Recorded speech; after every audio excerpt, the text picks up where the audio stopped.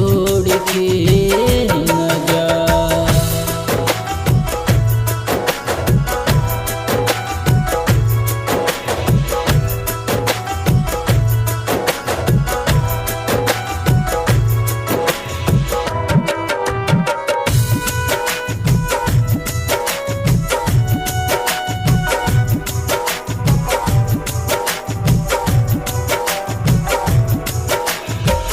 दर्द मेरे दिल का तू समझ न पाई, ओ बेरहम तूने मुझे ठुकराई।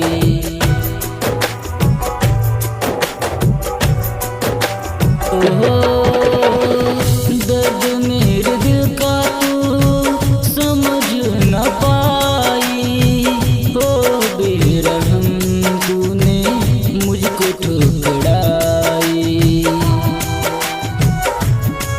मेरे साथ में की बेवफाई है, तू निकली सनम हर जाई है, अब लौट के भी आ जा। ओ बेवफा मुझे छोड़ के न जा, ओ बेवफा मुझे छोड़ के न जा।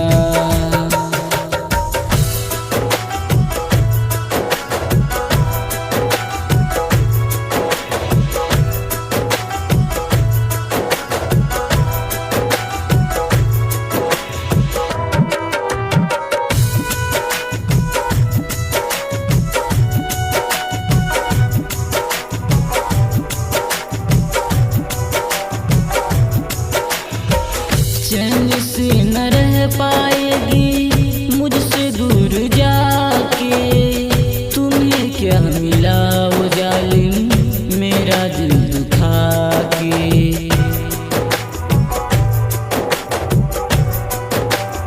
ओ चैन से न रह पाएगी मुझसे दूर जाके, तुम्हें क्या मिला वो जालिम मेरा दिल दुखा के।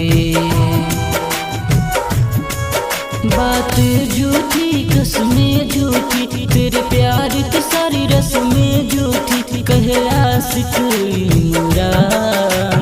ओ बेवफा मुझे छोड़ के न जा, ओ बेवफा मुझे छोड़ के